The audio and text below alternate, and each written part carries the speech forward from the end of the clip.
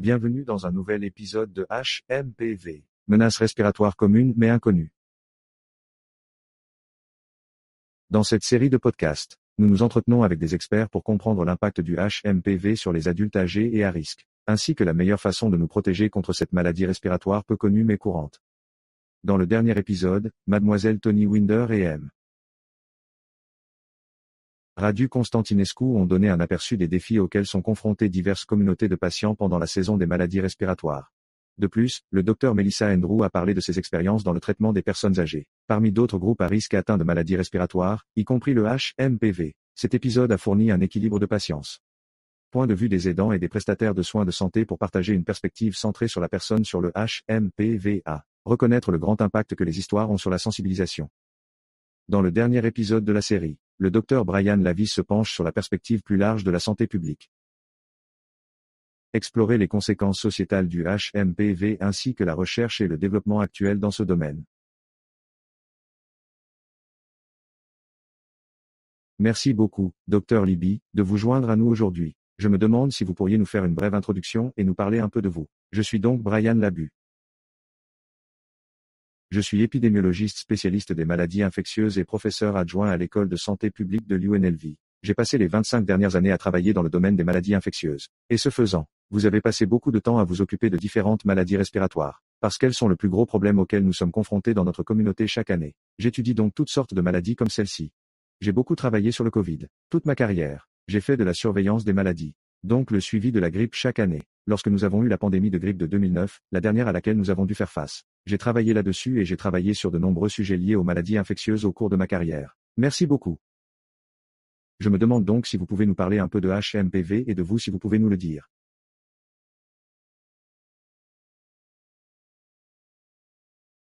Parlons un peu de la morbidité et de la mortalité associée au HMPV et en quoi est-ce similaire ou différent des autres maladies respiratoires que vous avez mentionnées. Le HMPV est donc une maladie fascinante en ce sens qu'elle est très courante. Cela ressemble à d'autres maladies auxquelles nous sommes confrontés chaque année et personne n'en a entendu parler. C'est l'une de ces choses dont il est étonnant que les gens ne sachent pas qu'elle existe. Il provoque une maladie respiratoire similaire à celle que nous voyons chaque année. Nous parlons donc de la saison des maladies respiratoires qui surgit généralement pendant les mois d'hiver. Nous commençons donc à voir une augmentation à l'automne. Mais en janvier, février et mars, nous voyons le plus d'activité. Il provoque le genre de maladie que les gens attrapent chaque année. Maladie respiratoire avec nez qui coule ou bouché. Un mal de gorge, une respiration sifflante et cela peut avoir de graves conséquences respiratoires. C'est probablement le plus similaire au VRS. Donc, tout le monde en a entendu parler. Nous pensons qu'il s'agit d'une maladie qui touche les très jeunes enfants et qui peut être très grave lorsque vous êtes plus âgé. Même chose avec le HMPV. C'est une maladie qui pour la personne moyenne, il se présente comme un rhume. Ce ne sera pas quelque chose qui vous mettra à l'hôpital, pas quelque chose qui vous tuera. Mais si vous avez de graves problèmes de santé sous-jacents et qu'en vieillissant, cela peut causer une maladie beaucoup plus grave. L'essoufflement et ces choses ne sont pas à prendre à la légère, et c'est donc ce qui mène à l'hospitalisation. Et à mesure que nous vieillissons, nous avons toutes sortes d'autres problèmes respiratoires sous-jacents, ainsi, de sorte que des choses comme l'AMPOC deviennent plus courantes, des choses comme le diabète et les maladies cardiaques et d'autres problèmes. Et ceux-ci ne font qu'empirer la situation lorsque vous contractez une maladie comme celle-ci, car une personne qui est par ailleurs en bonne santé peut ne pas avoir une maladie grave si vous avez beaucoup de conditions sous-jacentes. Cela pourrait vous mettre à l'hôpital. D'après les données que nous avons vues, il semble que cette maladie soit à peu près aussi courante chaque année que la grippe. C'est donc incroyable que les gens n'en aient pas entendu parler, mais c'est quelque chose qui existe tout le temps et en tant que quelque chose auquel nous sommes tous confrontés à l'âge de 5 ans. Tout le monde a des anticorps dans le sang, ce qui montre essentiellement qu'ils y ont été exposés. C'est donc une maladie incroyablement courante. Mais vous n'en entendrez jamais parler parce qu'il ne fait pas partie de nos systèmes de surveillance des maladies. Nous n'en savons pas grand-chose. Nous ne le suivons pas. C'est juste des mouches sous le radar, malheureusement. Oui, je pense que c'est vraiment intéressant d'entendre ça, que c'est tout aussi courant que Fluke. Grippe parce qu'il y a évidemment beaucoup de conversations sur la grippe et qu'il y a un degré de sensibilisation tellement plus élevé. Alors, comment décririez-vous une partie du fardeau de santé publique du HMPV? Plus au fardeau économique ou au fardeau sur nos systèmes de santé et des choses comme ça? Eh bien, le HMPV est une infection très courante. Donc même s'il ne cause pas la mort très souvent, dans les cas où beaucoup de gens l'attrapent, il va causer des décès, il va y avoir des hospitalisations. Donc, même si ces choses peuvent être rares, nous avons tellement de cas que cela va imposer un fardeau à notre système. Et si nous y pensons comme au rhume, quelque chose qui est une maladie respiratoire bénigne. Ce n'est pas vraiment écrasant. Mais cela a un effet significatif sur notre main-d'œuvre si vous avez des rhumes et des maladies respiratoires qui passent par les bureaux. Si nous avons des maisons de soins infirmiers et des choses comme ça, c'est quelque chose qui demande beaucoup de travail. Cela enlève la qualité de vie et cela peut être pour une longue période. Pour la plupart des gens, c'est quelques jours et vous allez mieux, mais vous avez quand même perdu une semaine de votre vie à vous sentir misérable alors même si ce n'est pas le cas. Tuer des gens, c'est un énorme fardeau économique, comme toute autre infection respiratoire. Nous les considérons comme bénignes. Mais il n'y a rien de doux quand vous l'avez et que vous vous sentez absolument misérable. Donc, juste dans la mesure où notre société gère cela, il y a cet énorme fardeau économique. Notre système de soins de santé est assujetti à un certain fardeau. Nous le voyons chez les petits-enfants et en même temps que le VRS. Ainsi, lorsque toutes ces choses respiratoires frappent en même temps, cela peut submerger notre système de santé. N'importe qui seul ne le fera pas. Mais si vous prenez la grippe, le VRS, le métapneumovirus humain et le Covid et que vous les avez tous en même temps, cela finit par engorger les salles d'urgence et les soins urgents partout. Et nous avons des gens qui finissent par être hospitalisés avec cela aussi. C'est juste l'une de ces choses respiratoires auxquelles nous sommes confrontés chaque année qui a vraiment un fardeau général sur ce que nous ressentons. Et vous, quelle stratégie connaissez-vous, s'il y en a? Autour du type de promotion de la santé ou de programme qui pourrait aborder le HMPV chez les personnes âgées, je pense que c'est le plus gros problème. Il n'y a pas vraiment de programme parce que personne ne le sait. Même dans le domaine de la médecine et de la santé publique. Ceux-ci ne sont pas bien connus. Ce n'est pas une maladie bien connue. Les gens en ont peut-être entendu parler, mais ils n'en savent pas grand-chose. Mais nous aussi, je n'y connais pas grand-chose scientifiquement, et je pense que c'est l'autre défi auquel nous sommes confrontés. Nous savons que c'est là-bas. Nous, pensez comprendre comment il se propage. Nous avons une idée approximative de ce qu'est la période d'incubation.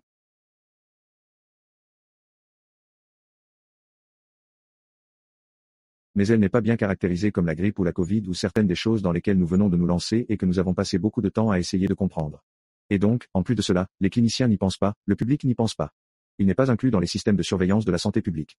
Donc, c'est ce manque de sensibilisation, et il n'y a pas vraiment de programme pour changer cela. Nous essayons toujours de comprendre les choses, et cela va devenir beaucoup plus important si nous développons un jour un vaccin pour cela. Car comment amener les gens à se faire vacciner contre quelque chose qu'ils ne considèrent pas comme un problème? Oui, absolument.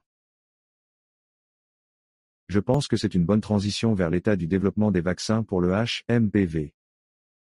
Si nous voulons avoir un vaccin, comment pouvons-nous mettre en place certains de ces programmes et systèmes pour que les gens soient au courant du HMPV, l'existence du HMPV et qu'ils le surveillent et l'étudient? Des vaccins sont en cours d'essais cliniques pour le HMPV. Ceux que j'ai pu trouver étaient encore très tôt. Il ne s'agit pas encore de la phase 3 des essais cliniques à diffusion généralisée. Ce serait bien de voir les choses évoluer vers cela, mais cela prend juste du temps avec un vaccin. Ce n'est pas comme si vous pouviez le traiter et avoir les résultats en quelques jours, et que l'autre personne allait mieux. Ils ne l'ont pas fait. Il faut vraiment regarder au cours d'une saison entière. Il faut donc beaucoup de temps pour faire ces études et les premières études doivent se pencher sur l'innocuité du vaccin, et sur la possibilité qu'il fonctionne réellement et quel en est l'inconvénient. Nous n'en sommes donc qu'au début de ce processus de développement des vaccins. Si nous avions un vaccin qui arrivait sur le marché aujourd'hui, nous devons convaincre les gens qu'il est dans leur intérêt de l'obtenir. S'ils ne savent pas ce qu'est la maladie et qu'ils ne la considèrent pas comme une menace sérieuse, quand ils font ce calcul mental, à savoir si cela vaut la peine pour moi de recevoir ce vaccin, ils ne vont pas céder. Y a-t-il des avantages au vaccin? Bonne idée de se faire vacciner. Et les vaccins fonctionnent au niveau individuel, et au niveau de la population pour nous protéger tous. Nous devons donc vraiment réfléchir à la façon dont nous allons convaincre la communauté que c'est quelque chose que nous devons faire pour protéger tout le monde. Et cela fait partie d'un programme de vaccination plus vaste. Ce n'est pas seulement un médicament que vous prenez pour votre cholestérol ou quelque chose comme ça. Cela a vraiment des avantages sociétaux et nous avons beaucoup de mal avec cela avec la Covid. Dans le meilleur des cas, environ la moitié de la communauté est vaccinée contre la Covid. Et c'était pour une maladie qui faisait la une des journaux tous les jours et qui tuait des gens. Donc, pour une maladie que les gens ne considèrent pas comme grave. Il va être très difficile de les convaincre que le vaccin a du sens. Nous devons donc commencer maintenant à aider les gens à comprendre qu'il s'agit d'une maladie qui existe et à leur donner envie de se faire vacciner. Et à votre avis, comment pouvons-nous commencer à améliorer cette sensibilisation au HMPV? Je pense. Les gens ne comprennent pas ce que c'est. Nous n'en parlons pas. Lorsque nous parlons de la saison des maladies respiratoires, nous parlons de la grippe. Nous parlons de la Covid, nous parlons du VRS. Personne n'a jamais mentionné le HMPV dans une interview. C'est le fait que nous fassions ce podcast en ce moment qui est génial parce que les gens vont en entendre parler. Probablement pour la première fois.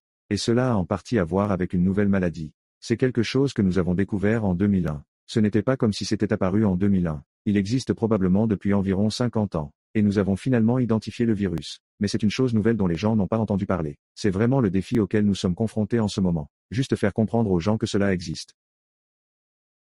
Et puis la mesure dans laquelle cela pèse sur notre communauté. Et il est difficile d'en parler quand nous n'avons pas de bons chiffres à ce sujet non plus. Cela ne fait pas partie de notre système de surveillance. Il s'agit donc vraiment d'une combinaison de tout ce que nous devons faire par le biais des systèmes médicaux et de santé publique pour amener les gens à comprendre ce que c'est et à quel point c'est grave.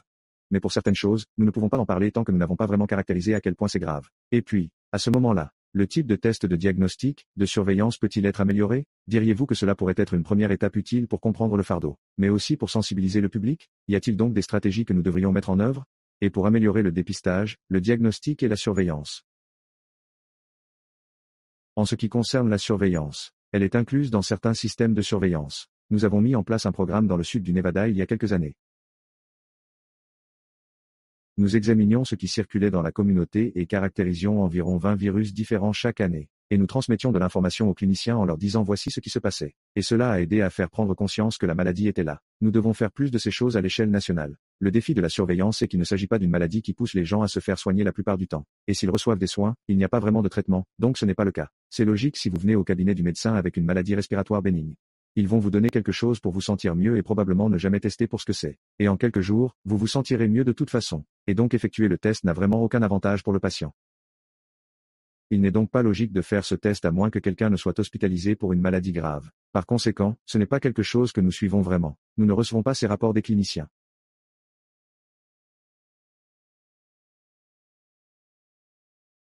À moins que nous ne fassions cet effort supplémentaire dans la mise en place de systèmes de surveillance qui recherchent des maladies moins bien connues et qui ne sont pas régulièrement suivies par les cliniciens.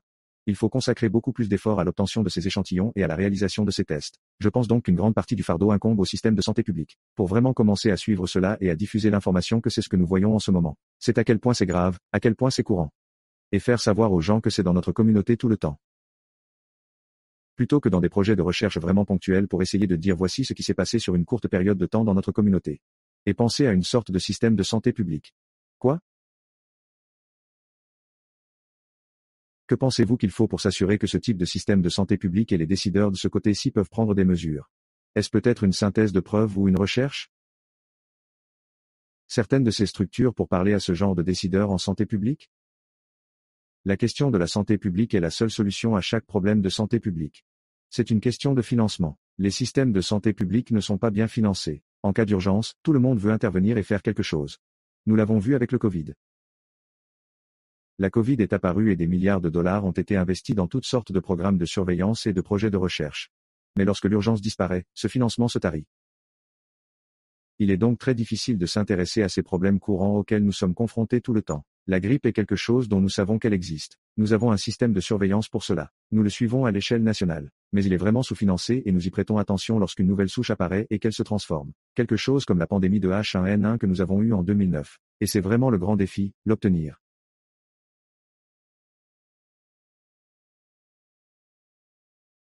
Financé au point où nous disons que nous sommes préoccupés par ces problèmes tout le temps et que nous pouvons suivre ces choses dans notre communauté et ne pas nous contenter de travailler sur les choses lorsqu'il s'agit d'une urgence. Et il faut changer d'état d'esprit en ce qui concerne le financement, qu'il faut continuer à financer ces projets et pas seulement les urgences.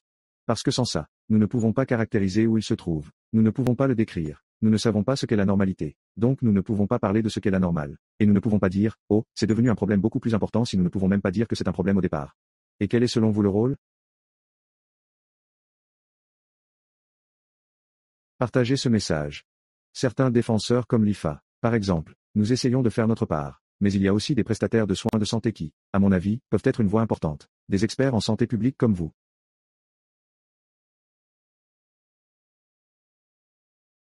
Avez-vous des appels à l'action spécifiques pour ces groupes et comment s'impliquer dans le partage de ce message et partager comment le faire?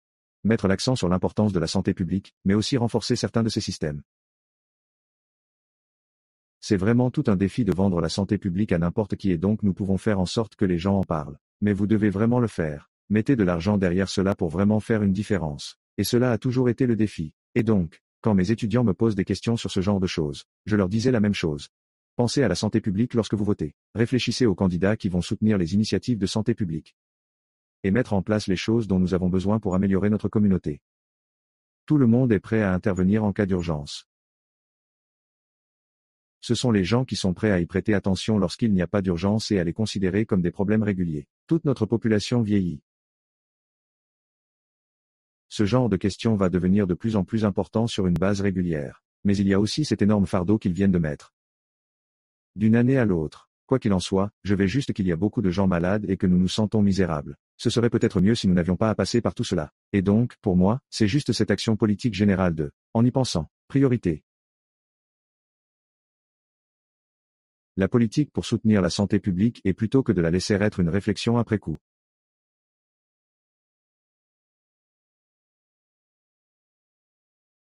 Pouvez-vous nous donner des appels à l'action clés concernant le HMPV et comment vous savez que nous pouvons l'empêcher? Pour le résumer dans les derniers instants de notre conversation, le plus gros problème est la sensibilisation. Comme nous en avons parlé aujourd'hui, les gens ne savent pas ce qu'est cette maladie. Le grand appel à l'action est donc d'apprendre ce qu'est cette maladie. Ce n'est pas vraiment difficile à comprendre. C'est une infection respiratoire qui existe. Ce n'est pas quelque chose d'unique. Ainsi, comprenez ce que c'est. Et si vous commencez à en prendre conscience, vous commencez à le voir. Ensuite, alors vous y penserez davantage et cela vous aidera à changer vos comportements et cela commencera à changer les choses, à la fois dans notre système médical et notre système de santé publique. Et les individus commenceront à y penser potentiellement. C'est alors que le vaccin arrive. Donc, pour moi, le plus grand appel à l'action est d'apprendre ce qu'est cette maladie, d'apprendre qu'elle existe, et découvrir à quel point ce problème est courant dans le monde entier. Merci beaucoup de m'avoir accordé du temps aujourd'hui. De rien. Alors que nous concluons notre conversation et cette série, nous voulons souligner les points critiques que le Dr Lavis, ainsi que nos autres invités experts, ont partagés. Tout d'abord, il s'est avéré que le HMPV est tout aussi fréquent que la grippe, avec des symptômes très similaires à ceux d'autres maladies respiratoires courantes. À l'instar d'autres maladies respiratoires, le HMPV a un impact significatif sur les systèmes de santé et les économies, notamment une baisse de productivité et de nombreuses hospitalisations, comme l'a expliqué le Dr Lavis. Pendant la saison de pointe des maladies respiratoires, le HMPV contribue au fardeau alarmant des adultes âgés et à risque. À l'avenir, l'IFA soutient les principaux appels à l'action visant à améliorer la sensibilisation, les soins et la prévention du HMPV. À l'échelle du système, l'amélioration des tests et de la surveillance des maladies respiratoires courantes, y compris le HMPV, est essentielle pour comprendre la charge de morbidité et élaborer des stratégies de prévention. Sur le plan sociétal, nous espérons poursuivre la conversation et faire en sorte que davantage de personnes aient accès à des informations pertinentes et opportunes sur le HMPV en tant que maladie respiratoire courante. Comme nous l'avons constaté à maintes reprises, la sensibilisation et les connaissances peuvent être un outil puissant dans la lutte contre les maladies infectieuses, entre autres problèmes de santé. Enfin, sur le plan individuel, à mesure que la recherche et le développement progressent pour fournir un vaccin contre le HMPV, il s'agira d'un outil très efficace pour nous protéger et protéger les communautés de maladies respiratoires graves. L'IFA vous encourage tous à parler à votre fournisseur de soins de santé des avantages de ce vaccin dès qu'il sera disponible. Merci de m'avoir écouté. S'il souhaite remercier Snoopy de soutenir cette série. Pour en savoir plus sur cet épisode ainsi que sur les épisodes précédents et les ressources associées, rendez-vous sur www.vaccineforlife.com. Pour rejoindre la conversation et poursuivre le dialogue sur HMPV, suivez-nous et échangez avec nous sur les réseaux sociaux.